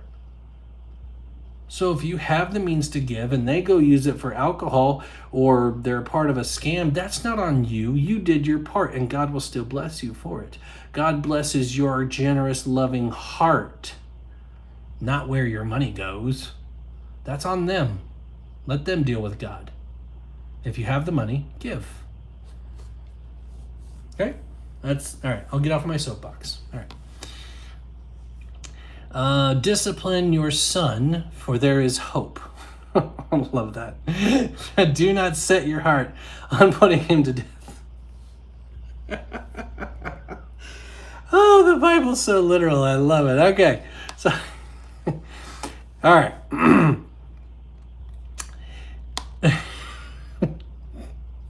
So, discipline does not mean beating the crap out of him, and that's the point the Bible. That's a point that Solomon was making. It's like, okay, look, you need to correct him, and the word discipline here is the same type of idea as a shepherd would with a sheep. A shepherd doesn't want to kill his sheep. It certainly doesn't want to maim his sheep. He wants to correct him. Hey, don't go that way. Whack. And the sheep goes the other way. That's the idea. There is hope if you actually correct your son, which means if you don't correct your son, you're in a hopeless situation. You've created a monster. And we're seeing that more and more in our society. So what he's saying is correct your son, but don't be brutal. Okay? That's the idea there. A man with great wrath will pay the penalty, for if you deliver him, you will only have to do it again. Yeah. So don't help someone who's always angry at you for everything you do. He'll just make you do it again. Listen to advice and accept instruction that you may gain wisdom in the future. Yep. Many are the plans in the mind of a man, but it is the purpose of the I Am that will stand. Or as you might have heard the modern version, tell God your plans and he'll laugh. Something to that extent, right? Tell God your plans and God laughs. That's kind of the same idea here, okay? You can have all the plans you want, but God's will, that's what will happen. What is desired in a man is steadfast love, and a poor man is better than a liar. Yep. The fear of the I Am leads to life, and whoever has it rests satisfied.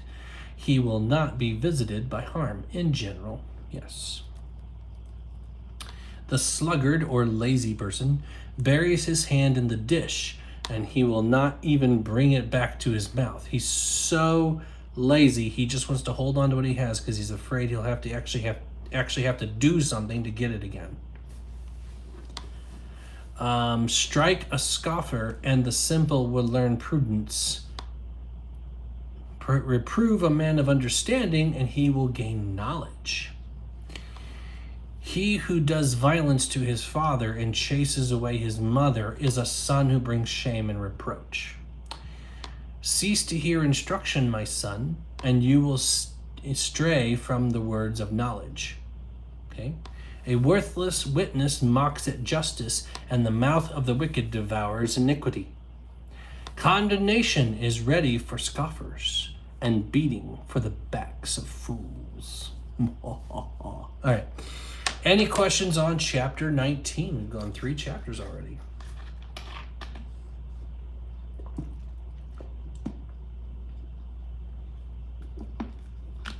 Verse 16 about the commandments. No one kept the commandments, correct? Well, let's go to verse 16, see what you're talking about. All right. Whoever keeps the commandment...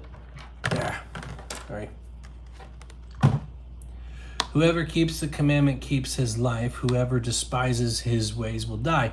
This is about your physical life. This is not about salvation, eternal life. So no, nobody ever gained salvation by obeying the rules. No. This is right in line with where it talks about how the commandment, Paul writes about the commandment of obey your parents. He says in the Lord, for this is right, for this is the first commandment with a promise. There's a promise specifically with honoring your parents, not obeying, but honoring them. There's a blessing that you will do well in the land. If you're that kind of person who honors your parents, you will be blessed in all that you do in general. So that's kind of the same concept here is if you live by the commandments, okay, you're going to have a full life. You're not going to die of foolishness because God's commandments are simply wisdom that he requires of you. Okay? So that's what that means. It's about your physical right now life. Good, good. Can you explain the second part of verse 12, please? Yes, let's do that. Okay. A king's wrath is like the growling of a lion, but his favor is like dew on the grass. So dew on the grass is a refreshing thing. If you think about like a cow or an ox, they get some nice juicy grass. They love juicy grass because they're drinking and eating at the same time. It's nice and cool in their mouth. It's good for their stomach. Yes, that's the idea. It's just like soothing, cool, and gentle. That's the idea there. So very much a metaphor.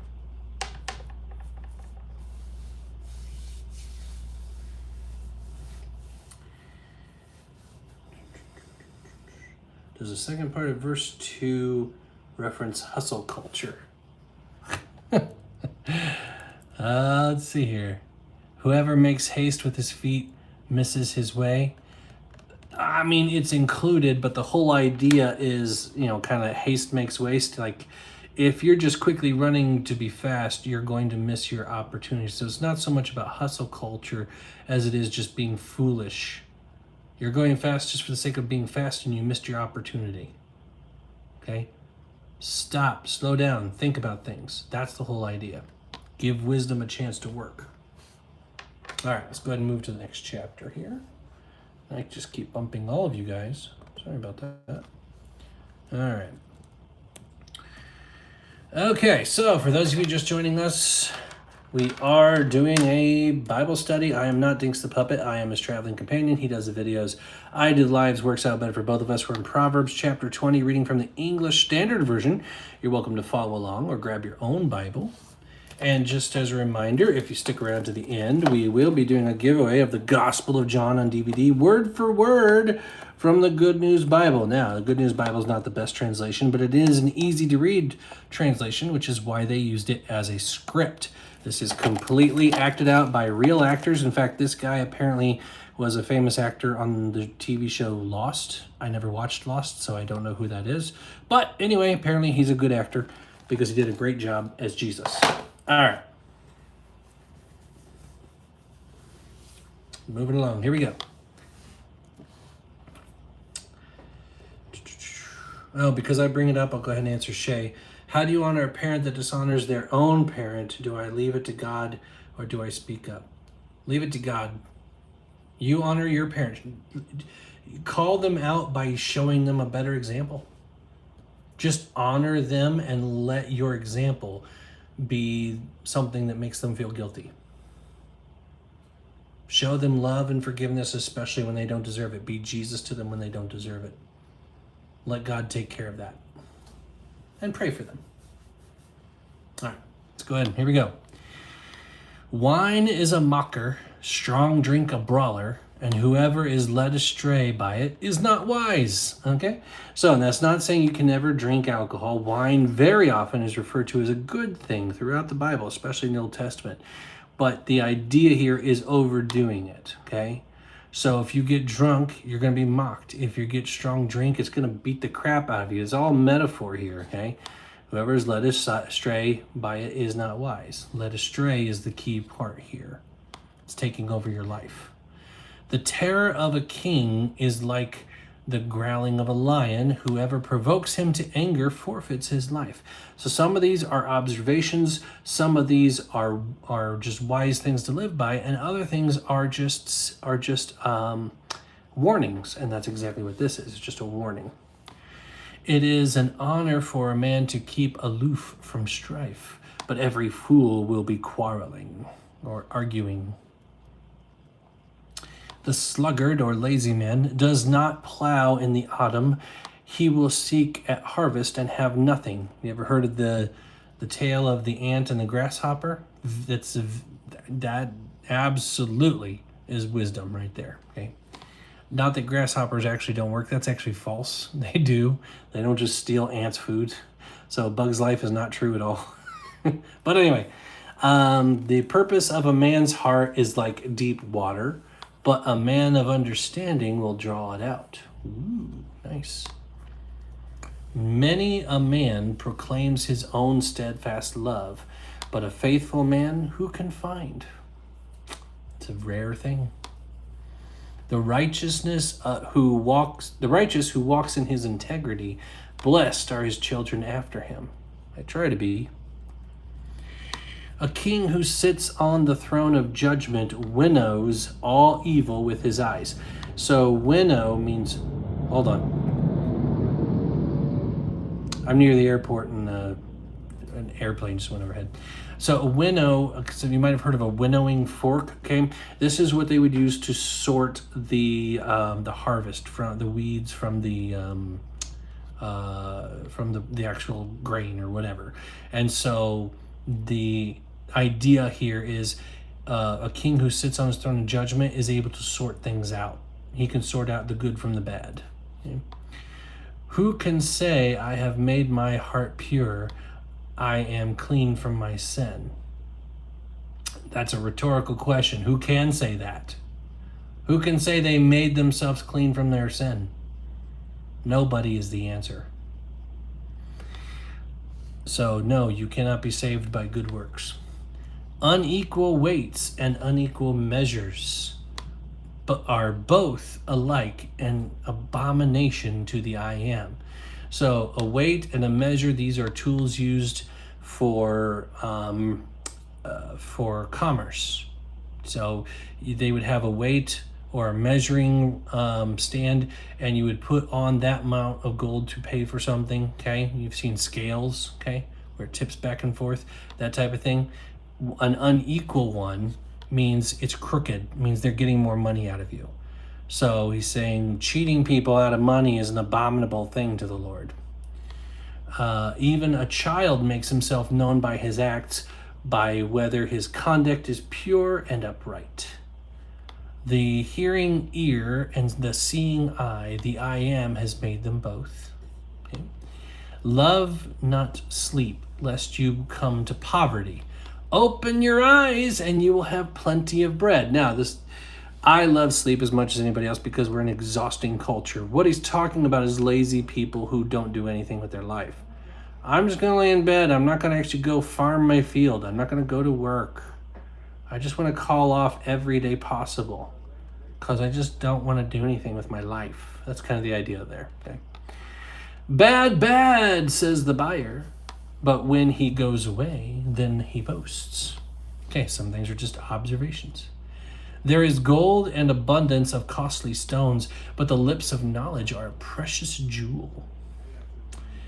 Take a man's garment when he has put up security for a stranger, and hold it in pledge when he puts up security for foreigners. Okay? So the idea here is, if he has a valuable garment, when he puts it up for security, okay, that means it's kind of like collateral, like you're wagering this versus the money so that you will repay it, kind of like pawning or putting your car up for collateral to get money, and if you don't pay back, they take your car. That's kind of the idea for security here. Okay? Bread gained by deceit is sweet to a man, but afterward his mouth will be full of gravel. So why? Because people will see that you're being deceitful and they'll stop giving you stuff. It's quite the picture, though, a mouthful of gravel. Plans are established by counsel, but by wise guidance wage war. Okay. Whoever goes about slandering reveals secrets. Therefore, do not associate with a simple babbler. If one curses his father or his mother, his lamp will be put out in utter darkness. An inheritance gained hastily in the beginning will not be blessed in the end. Again, sometimes they're just observations. Do not say, I will repay evil. Wait for the I am, and he will deliver you. Okay? Or as the Lord says elsewhere, vengeance is mine, I will repay. Let God take care of it, okay? If you're owed justice, let God do it. You don't need to do it. Unequal weights are an abomination to the I am, and false scales are not good. A man's steps are from the I am. How then can man understand his way? God already knows where you're headed, where you're going. Trust him. It is a snare to say rashly, "It is holy," and to reflect only after making vows. Yeah. So this is very apropos today. There's so many of these so-called prophets on TikTok. It's like, oh, I have a word from the Lord for you, and then they're wrong. I have a word, and then they're wrong. I have a word, and then they're wrong. How many times does someone have to be wrong for you to realize they're a false teacher or a false prophet? Come on. A wise king winnows the wicked, sorts them out, and drives the wheel over them. Ooh, drives the wheel. Okay, that's not a car, obviously. You don't drive a wheel, but that's fascinating. Let's look into this. Proverbs 20, verse 26. So 20:26. Let's go there and figure this one out here. Proverbs 20:26. Drives the wheel. I need to know what the wheel is. That's going to tell me more than anything. Go down to winnows wicked, drives threshing wheel. Ah, the word threshing, that helps. That's what's implied. But I get to play the sound. Here we go, hold on. Strong's H212. Ophan. Ophan. Okay, that's an ophan. 35 times it's translated as wheel, but implied it's a threshing wheel. Okay, I don't know what a fitly is, but one time is that. Wheel, chariot wheel, wheel in Ezekiel's vision, wheels of the 10 bases of the ladders of Solomon's temple. So just a circle, basically a wheel. Okay, cool. Yeah, all right. So a threshing wheel, that makes a lot of sense. I don't know why they didn't put the word threshing in there. That would have helped. But it goes along with winnows because remember that's a sorting tool. A winnowing fork is for threshing, for sorting out the weeds from the grain. So same thing, and drives the threshing wheel over them. So a wise king's able to sort it out. Again, this is Hebrew poetry. It doesn't rhyme sounds, it rhymes concepts. It says the same thing twice to make the point, and that's what he's doing here. So he's got the winnowing fork to sort things out. He's got the threshing wheel to sort things out. The spirit of man is the lamp of the I am, searching all his innermost parts. So your spirit tells the Lord what's inside of you. He can look inside of you. He can look at your spirit and see who you are. That's the point. Steadfast love and faithfulness preserve the king, and by steadfast love his throne is upheld. The glory of young men is their strength, but the splendor of old men is their gray hair, which would be wisdom.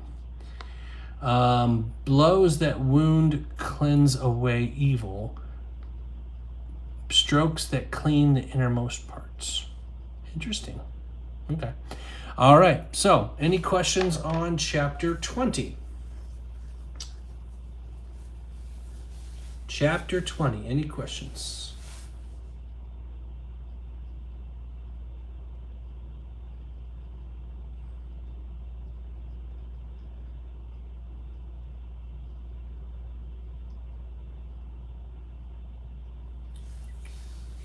Oh, NKJV says threshing wheel. Well, that's good to know. And sometimes the other translations do it better, no doubt. I prefer the ESV overall, but that doesn't mean that it's always the best version. There are some times where other translations do a better job. That's good to know. All right, so what about verse 30? Yeah, I kind of really didn't hit that, did I? All right. So, blows that wound cleanse away evil. Strokes make clean the innermost parts.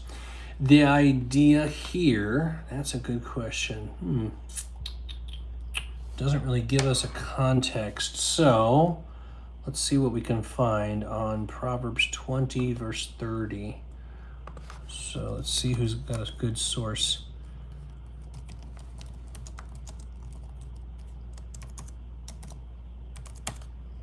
see here. I'm not going to go to AI. I'm going to skip right past that. I do not trust AI. AI will give you the most popular answer, not the right answer. Sometimes it's right. Often it's right, but I don't trust it. I just don't trust it. I'll go to Bible Hub because that's a commentary. Verse 30. Okay. So let's see here. According to Eliot's commentary, the stripes of a wound, which wounds or cuts into the flesh, cleanses away evil.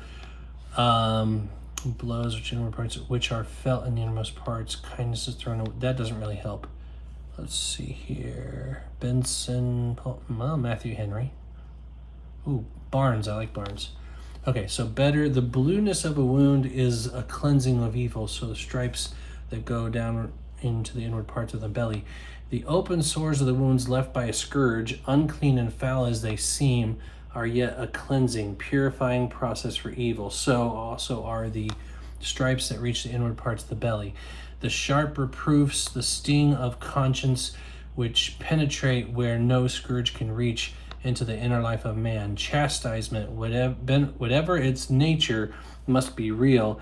Scourge must leave its mark. The reproof must go deep. Okay. Yeah, okay, I get that. So let's go back to that and the idea here.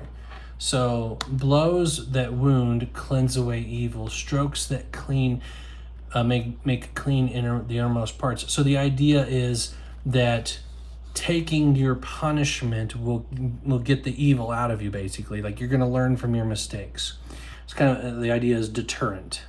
So a kid who's spanked for stealing learns not to steal. That's kind of the idea here. Does that make sense? Good. All right.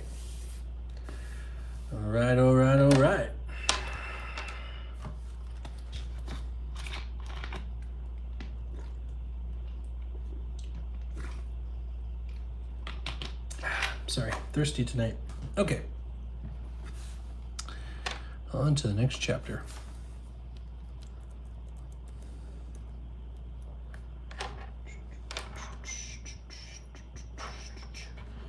All right, I'm going to try to do at least 2 more chapters, and then we'll call the night. So here we go. For those of you just joining us, we are doing a Bible study. I am not Dinks the Puppet. I am his traveling companion. He does the videos, I do the lives. Works out better for both of us. We are in Proverbs chapter 21, reading from the English Standard Version. You're welcome to follow along or grab your own Bible. And if you stick around with me to the end, you have a chance to win this DVD copy of the Gospel of John, word for word from the Good News translation. Not the best translation, but it is good for a movie script. And this is absolutely acted out, word for word, with actual people saying the lines from the Gospel of John. Beautiful way to learn. The Gospel of John is by far my favorite Jesus movie. All right. Here we go.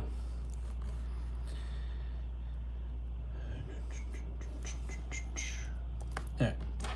The king's heart is a stream of water in the hand of the I Am. He turns it wherever he will. Oh, that's beautiful. So, excuse me. The king himself, what he's saying is even the ruler of the country is not beyond God's dictation. God's in control of all things. That's beautiful. Every way of a man is right in his own eyes, but the I Am weighs the heart. So, hey, everyone thinks they're doing the right thing. God's the one that truly knows. To do righteousness and justice is more acceptable to the I Am than sacrifice. Oh, I love this. And this is right in line with what Jesus says. He says, go and learn what this means. I desire mercy and not sacrifice. Oh, it's beautiful. God cares more about what you do with your heart than any animal you can kill on his behalf. Love it. It was always there in the Old Testament, guys. Haughty or prideful eyes and a proud heart, haughty eyes and a proud heart, the lamp of the wicked are sin. Okay. So that was really structured weird. There's something weird on my screen there. That's weird. Okay. So the idea here is the guiding light of the wicked is their sin, which is pride. So pride leads them on their wicked path, and it's a sin. The plans of the diligent lead surely to abundance, but everyone who is hasty comes only to poverty. Pretty straightforward. The getting of treasures by a lying tongue is a fleeting vapor and a snare of death. Ooh. The violence of the wicked will sweep them away because they refuse to do what is just. The way of the guilty is crooked, but the conduct of the pure is upright. Again, just observations. It is better to live in a corner of the housetop than in a house shared with a quarrelsome wife. Ooh, okay, now we've had quarrelsome wife a couple times, okay, a few times here.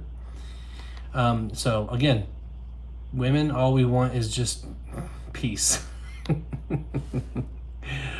And remember, it's a guy who wrote this, so he does bring that up a bit. The soul of the wicked desires evil. His neighbor finds no mercy in his eyes. When a scoffer is punished, the simple becomes wise. When a wise man is instructed, he gains knowledge. So this is a juxtaposition here. This is a comparison. So the scoffer is punished, the simple becomes wise. He learns from his punishment is the idea. But a wise man only needs to be instructed. He doesn't need to be punished to learn. The righteous one, God, observes the house of the wicked. He throws the wicked down to ruin. Whoever closes his ear to the cry of the poor will himself call out and not be answered. So if you keep, trashing on the poor, one day you're going to need help and no one's going to help you. That right there is actually the entire premise of the Christmas Carol. Scrooge, Ebenezer Scrooge. That's the whole premise of the entire story right there. Yep. A gift in secret averts anger, and a concealed bribe strong wrath. Yep. When justice is done, it is a joy to the righteous, but terror to evildoers. Oh, definitely. One who wanders from the way of good sense will rest in the assembly of the dead. Oh, I love that. Oh my goodness, wow. One who wanders in the way of good sense. So everywhere you go is about following good sense or wisdom. If you do that, if you make it about everywhere you go, when you rest, when you die, you will rest, as in Abraham's bosom. Luke chapter 16, you go to the good side, you'll be in peace. So if you collect God's wisdom for your life and live by it, you'll be at peace when you die. And part of the wisdom is what? The fear of the Lord. That's the beginning, right? Trusting God to bring about your salvation. That's wise, okay? That's included. Whoever loves pleasure will be a poor man. He who loves wine and oil will not be rich. Yeah, pretty straightforward. The wicked is a ransom for the righteous, and the traitor for the upright. Okay, so that's interesting. Ransom. Let's go look up 21 verse 18. Why are we a ransom?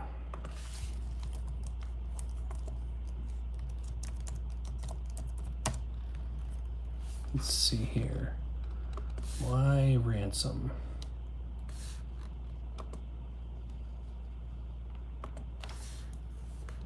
Strong's H 3724. Kofer. Okay. So ransom, but also satisfaction, bribe, campfire, pitch, sum of money, village. So it has to do with money. Price of a life. Okay, price of a life. So let's look at that as a price of a life.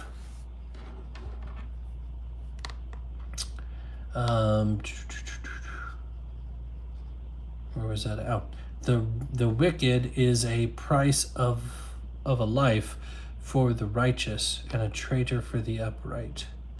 That's still not quite clicking for me. So let's go look it up here. 21:18.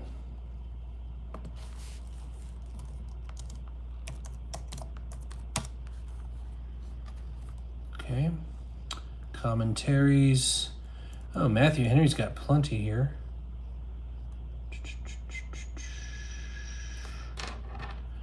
right. The righteous is often delivered out of trouble, and the wicked comes in his stead, and so seems as a ransom for him. Oh, kind of takes his place type of thing. Okay. All right. I'm with that. So the wicked is a ransom for the righteous, the traitor for the upright. So the idea is whatever punishment he had, it ends up falling on the wicked. That's the idea. He takes his place in the bad things. Got it. Okay, that's cool. I had to dig for that one. Phew. All right. It is better to live in a desert land than with a quarrelsome and fretful woman. I'm sorry, ladies. Boy, he's really ragging on the women. I'm sorry about that. Precious treasure and oil are in a wise man's dwelling, but a foolish man devours it. Okay. Whoever pursues righteousness and kindness will find life, righteousness, and honor. A wise man scales the city of the mighty and brings down the stronghold in which they trust. Okay, so you scales as in you measure. So if you're wise, you'll figure out who are the mighty in the city. You'll take them out first. Whoever keeps his mouth and his tongue keeps himself out of trouble. So keeps as in holds back. Be quick to listen, slow to speak. Scoffer is the name of the arrogant, haughty man who acts with arrogant pride. The desire of the sluggard or lazy person kills him, for his hands refuse to labor. Yep. Bring about your own demise. All day long he craves and craves, but the righteous gives and does not hold back. If you're a righteous person, you'll give, and you'll do so generously. The sacrifice of the wicked is an abomination. Sacrifice as in like a goat or a cow sacrifice to the Lord. How much more when he brings it with evil intent? God will have to give me something if I give him this. Yeah? So let me make this clear in modern terms. God does not owe you anything. If you bring money to the church, he does not owe you a Ferrari. He doesn't owe you a Twinkie. You give out of gratitude for what he's already given you. He's given you salvation. You don't need a bunch of crap. A wicked man puts on a bold face, but the upright gives thought to his ways. Yeah. So he's determining to do something, but he thinks about things. So he's ready to face his own. He's facing problems, but he's already good because he's already figured it out. No wisdom, no understanding, no counsel can avail against the I am. Yep, that's pretty straightforward. The horse is made ready for the day of battle, but the victory belongs to the I am. So you can make whatever preparations you want for battle, but victory only comes if God wants it. God is sovereign. All right. Any questions on chapter 21? Any questions on 21?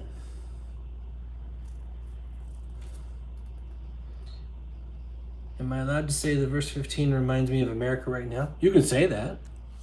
Let's see here. When justice is done, it is a joy to the righteous, but terror to evildoers. I couldn't help but think of that too, honestly. With all the politicians. Yeah. I thought of that too at the same time. Yep.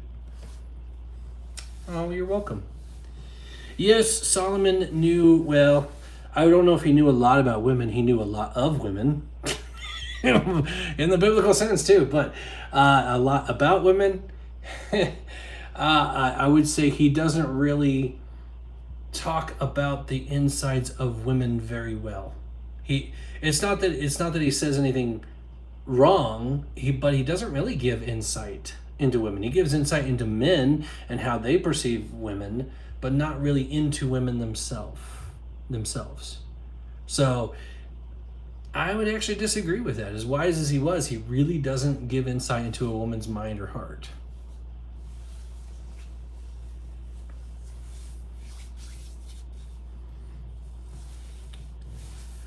Let's see here. All right.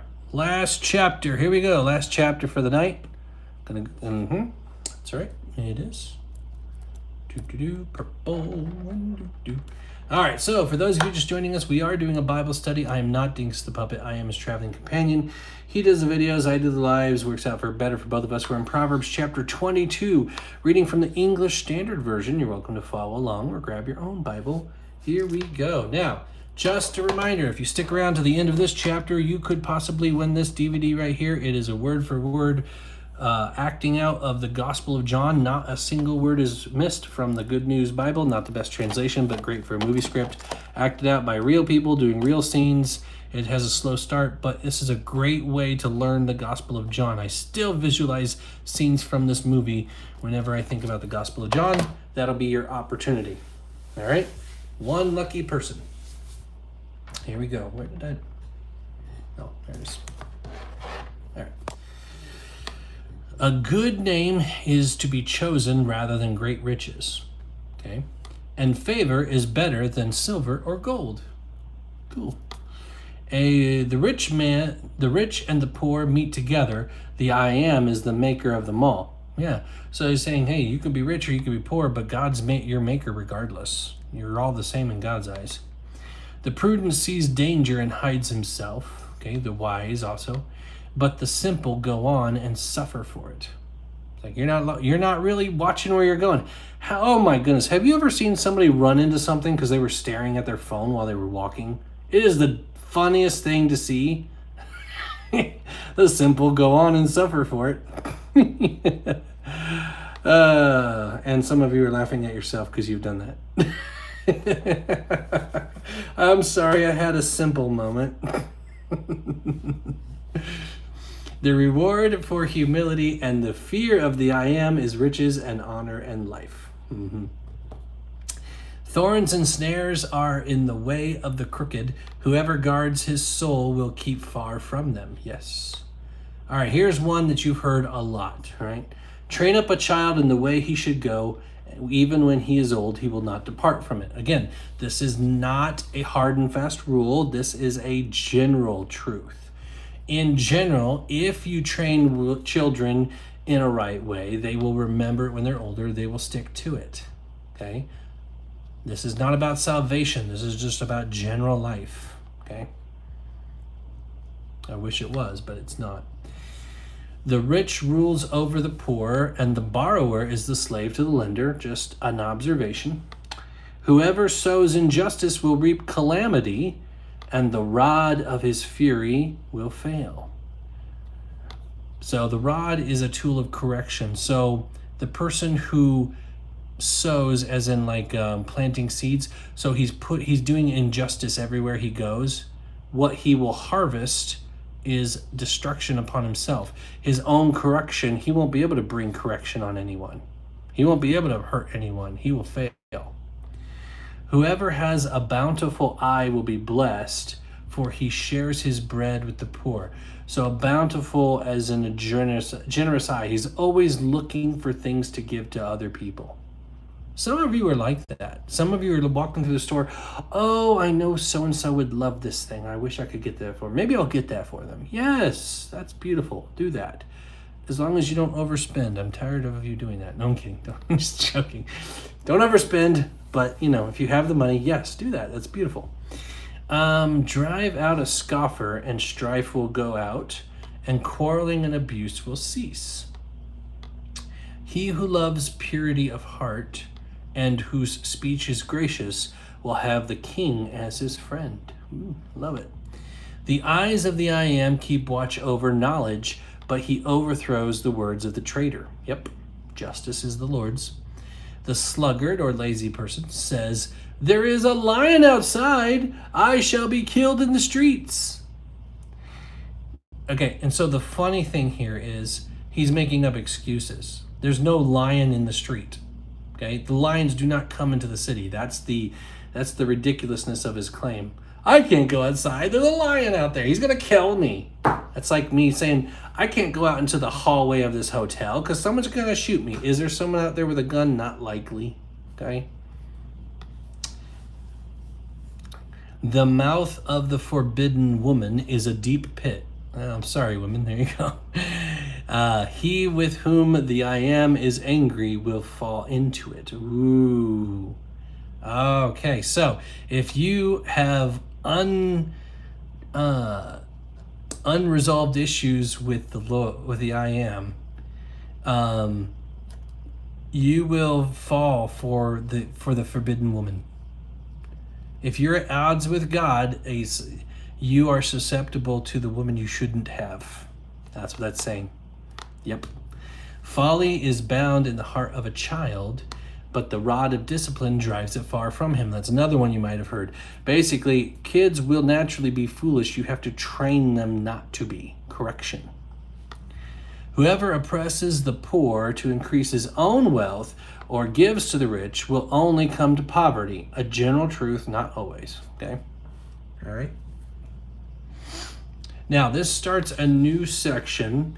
Anytime he talks about listening to his wisdom, or he says, my son, listen to me, it's a new section. For whatever reason, the person who created the chapter numbers didn't end it at verse 16. But the people who are translating in modern translations are saying here's where it's cut off. So we'll go ahead and finish the chapter, though, because it's just more sayings. But what we can say is there's some kind of time discrepancy here. He stopped writing here, and then some other time he started writing again. Okay?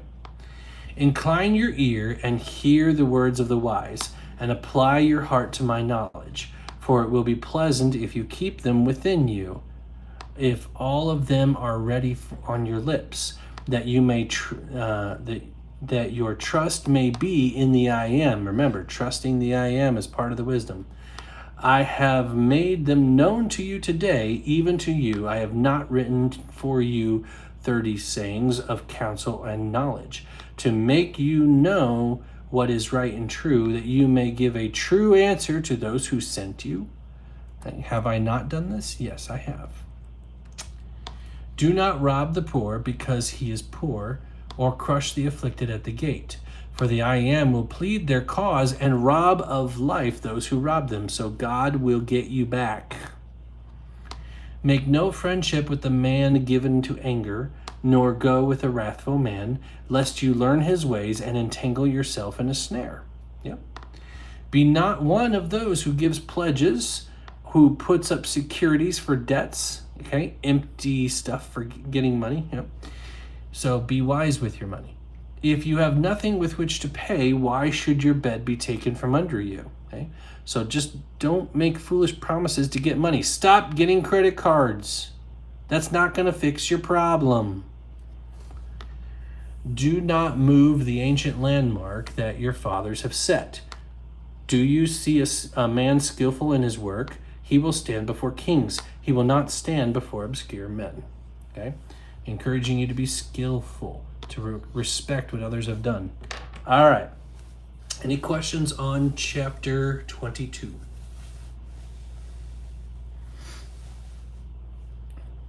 Chapter 22. Any questions?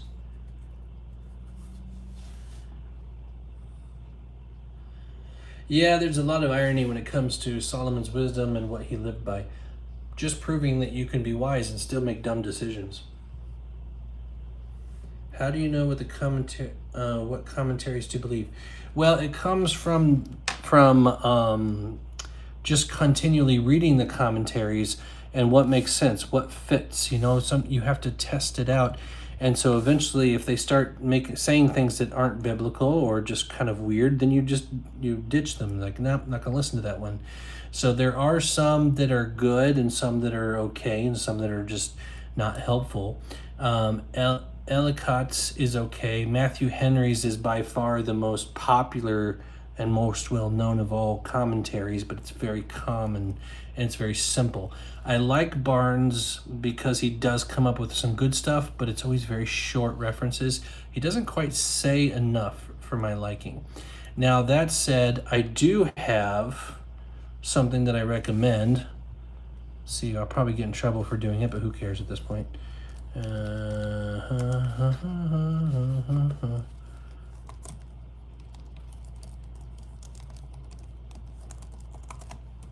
Now, no matter what you feel about John MacArthur, he was an absolute astounding scholar of the Bible. I don't agree with all this theology, but he was great.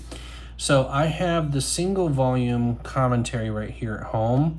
I highly recommend it for people just getting into commentaries. He gives you great study notes. It's more in depth than his study Bible. Now, that being said, if you really want to get into it, you have his exposition 12 volume set commentary, which is literally everything he could vomit out about a verse. And you can really get in depth. So I do recommend John MacArthur if you want to really start getting into studying. That's just my recommendation for you. All right. Do you still give to the poor even if you are on your last 100? No, because at that point you're poor. I'm not saying you have to hurt yourself unless you know God is telling you to do it. Then trust God. What I'm saying is maybe you should keep a $5 bill in your wallet or in your purse just in case. And that way you're able to.